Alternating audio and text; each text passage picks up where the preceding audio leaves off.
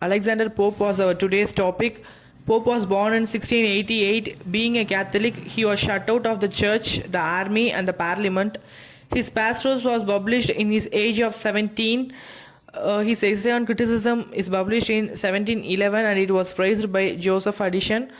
His fame was enhanced by the rape of Locke and it was also published in 1712. His translation of Homer's Iliad and Odyssey gained him more than £5,000 from his publishers and his subscribers and thus made him rich, and he was died in 1744 near London. Now let's move into the topic.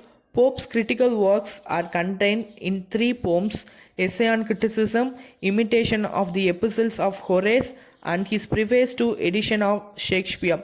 In Essay on Criticism, he says, "This poem is a jumble of contradictory critical maxims, and his main advice to the poets is to follow nature." He does not state clearly what he means by nature. He might mean the fundamentals of human nature. He would like literature to mirror human nature as it is by scrapping away all the artificialities. In this respect, he looks forward to romantic poets of 19th century, and further he adds that he gives in the Essay on Criticism is that poets had to better to follow Homer. He says, "Let Homer works be your delight, read them day and read them by night." Ancient Greek and Latin classics are recommended by him as a model of composition. His stance appear slavish. And then he talks about Horace. The Pope wants poets to follow the rules of composition laid by Aristotle and Horace. He says that the following ancient rule is one of the way of following nature. For instance, he quotes, "Ancient rules are but nature methodized." Pope shows himself to be a rigid classist when he stressed the need to restrain imagination. Comparing the imagination to a wild horse, he emphasized the need to check the horse, in thus attaching equal importance to reason and restraint.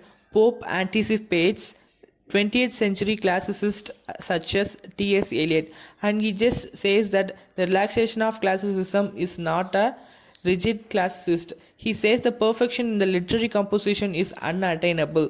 He holds that a faultless piece never was, nor is, never shall be.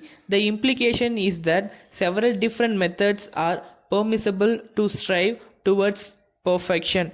In another context, he uses a image to drive the home to the point in different styles are necessary on the different occasion, just as different dresses are necessary in the country, town, and the court. And he refused to idolize Shakespeare. In his preface to his edition of Shakespeare, Pope is like Dr. Johnson, later highly critical of Shakespeare. He uses the image of building to convey his point. He compares Shakespeare to a majestic piece of Gothic architecture. This is certainly a glowing tribute that was given by Pope. In the same breath, Pope points to the existence of many flaws in Shakespeare. They are like the defects in an otherwise a magnificent building. Pope's praise of Shakespeare is thus reserved in his preface. Thank you.